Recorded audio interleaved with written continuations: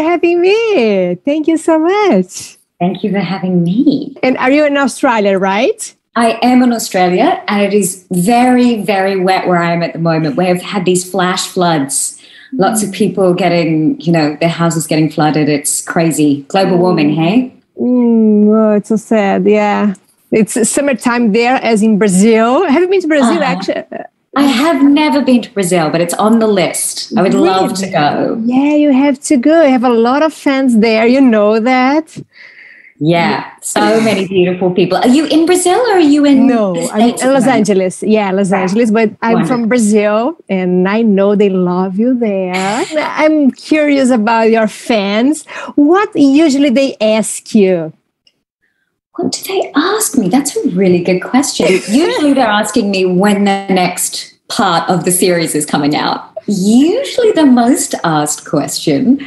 Also, probably when are you coming to Brazil? I think that's probably going to be when the world is less than a pandemic. How just insane has it been in terms of where the world's at and travel? So it's on the list, Brazilian fans, for sure, just when everything settles down a little bit more. That's probably the other main question. Trying to think. They're the two big ones. Always, when do we get to see the next part? And I guess most of them, that your fans, I guess, are women?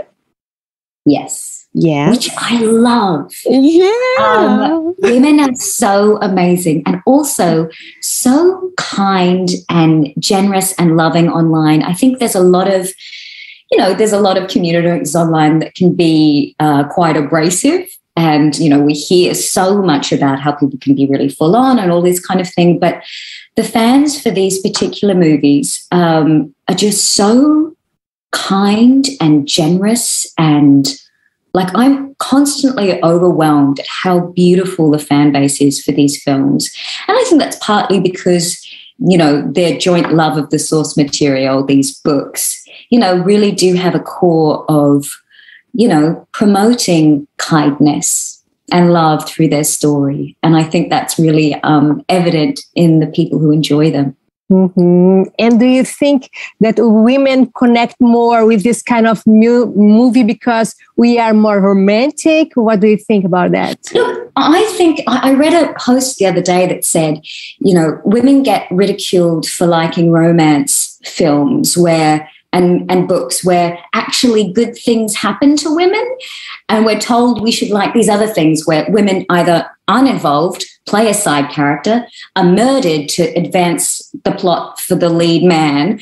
Why wouldn't we love books where good things happen to women?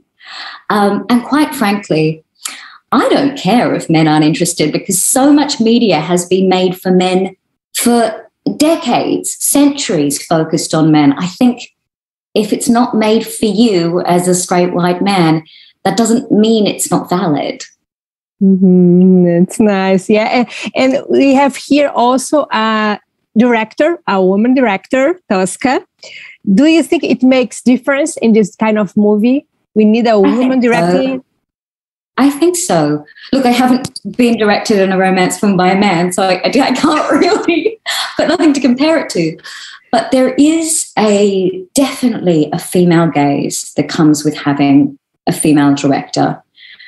So, yeah, I think it can't help but make a difference. There is definitely a different lens and view as to what women want to see. And I love that she's catering for that. What can you tell us about the next movie, Gabriel's Rapture 2?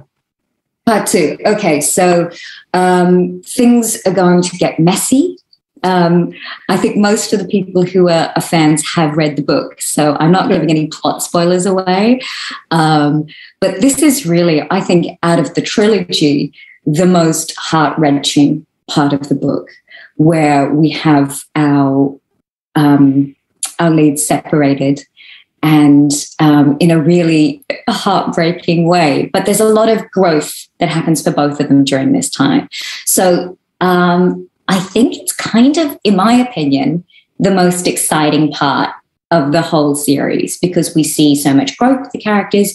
We see the life happening and coming and splitting these star-crossed lovers apart. So I think it's sort of the, that real meat of the story. Wow. And where did you shoot part 2? So part 2 was shot in 3 different locations, I think. I think part of it was shot in Italy, but we may have already had that part, and we have it in part 3. But we shot in Atlanta, in the US, and in Belize. Oh, beautiful. Wow. Oh, so beautiful. I didn't so know. Beautiful. It was one of those situations where we were suddenly there, and I was like, oh, we'd been working huge hours and working up to because Belize we shot last. And then suddenly we're like, oh, we're in Belize and it's paradise and this is so incredibly beautiful. It was really magical. Yeah, I can imagine. And do you have plans also for part 3 as well? Did you shoot already or not? No, it will be shot later this year. And I think that will be back in the US, probably in Atlanta, and Italy again as well. So I'm very excited about that. I love Italy. It's amazing. Yeah. But do you know when are you shooting this part 3? I don't know if it's completely locked in. I don't know if I'm allowed to say. So I'll keep, but it's definitely happening this year. Okay. And have you learned anything in Italian with Giulio or in Italy? Little bits and pieces. I'm actually, my dad's side of the family is Italian, but they were sort of, his parents didn't speak to him in Italian. So he can understand it, but he can't speak it. So I'm useless, but I started learning little bits and pieces on set. And it was such an interesting thing shooting last time because we were right in the middle of the pandemic. And so everyone's wearing masks. And it wasn't until we wrapped and we had a few drinks that I saw people's faces for the first time. It was so crazy because you kind of make up the second half of someone's face. And so sometimes you're like, oh, that wasn't what I expected. And sometimes that's like, oh, you're much better looking than I thought you were. Yeah, for sure. Especially with the Italians.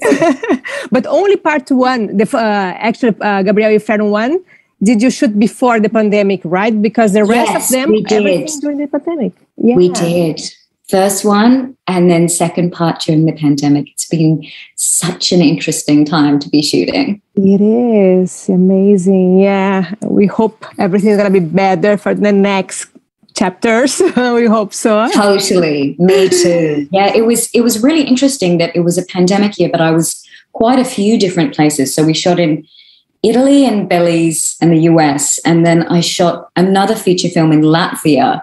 So there's all different things happening around the world, different rules. It was crazy. But Latvia is beautiful. I hadn't been there before. It's really so pretty. It's got all this like 1920s Art Nouveau architecture. It's just gorgeous. It is Raven's Hollow, right? The movie? Yes. Tell me more.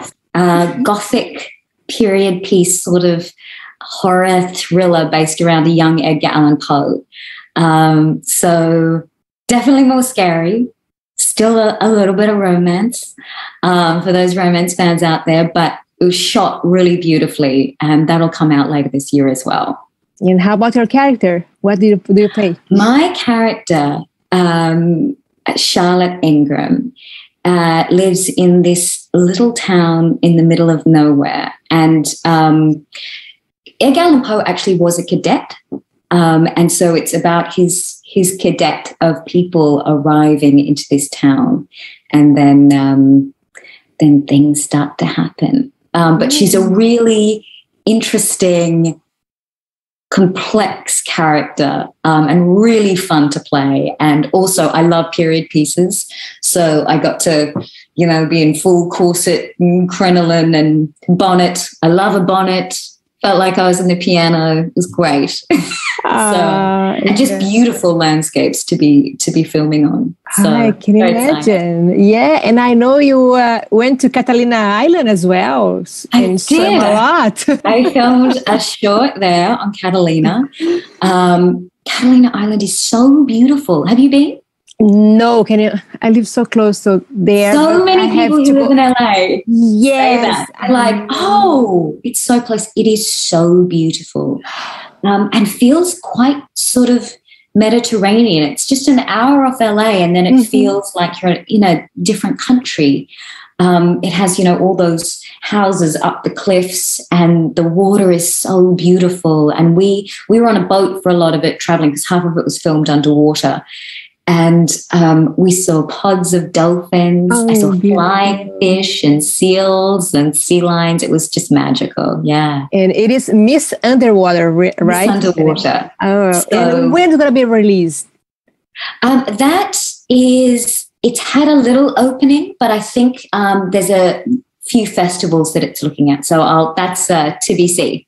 Nice. And how about Raven's Hollow? Raven's Hollow, I'm not sure. It's going to be released in America and UK, and I think Australia through Shudder, which is an AMC platform for like scary things. But it's also going to have some European release, I think theatrical release as well.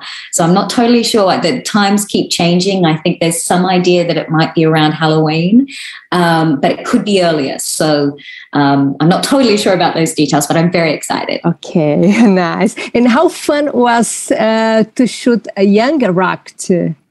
Oh, so much fun. So silly and wonderful. Do you shoot here or in Australia? No, it's shot in Australia. Well, part of it's shot in the US, and part of it, because of the pandemic, got moved to Australia. So in that, I played a jazzercise instructor in the 80s. So I had like big Kylie Minogue type hair and like so it was all like actual vintage 80s, like really high leotards and like 80s Reebok shoes and leg warmers. So very silly, very wonderful. What fun. It's so cool. And you are doing a lot of voiceover as well for Blue. It's so cute. My son loves the animation. Oh, I love that. Yeah, it's a great show. Yeah. So we're finishing up in Australia season 3 at the moment. And I think we've released part of that in Australia, and America's going to get it real soon, I think. But such a joy of a show to work on. Everyone's so wonderful. The writing's so beautiful, but also smart, and really just a great insight into life as young parents and kids. And each episode has a beautiful message without being preachy or didactic. So it's just such a beautiful thing to be part of, and has really just kind of blown up around the world, which is exciting. And how is your prep for this kind of work for kids? Is kind of different from other work that you have? Voiceover in general is different because, you can turn up in your sweats and no one cares. No one cares what you look like. It's awesome. But I think Joe, the creator, writes the characters so clearly and so beautifully, and lets us bring a bit of our own humor to it. So I get the episodes early. I have a read. Usually I laugh and often cry, even just the first read, because they're so beautiful. And then I just kind of go in and play. It's actually a really organic and fun process. It's such a wonderful job. And besides the Gabrielle stories, do you have anything else here next that you can tell us? Not there next, but this one in Australia. There's stuff in the works. There's not everything I can talk about. But I am looking forward to being back. It's funny how you start creating communities as well of people. So I have some of my dearest friends are now, Americans over there. Okay, great. I think our time is finishing now, but please let me know. Do you have a message for your friends in Brazil? What you can tell them about the next movies? Yes, I do. I love you all. You're not going to be disappointed. You're going to have all the horrific heartbreak that this part deserves. And then part 3 is going to mend it all. So, and thank you. Thank you for all the support. You have no idea how much it means to us. And I hope we can go there for maybe some premiere soon. I would love that. As soon as the world gets itself together.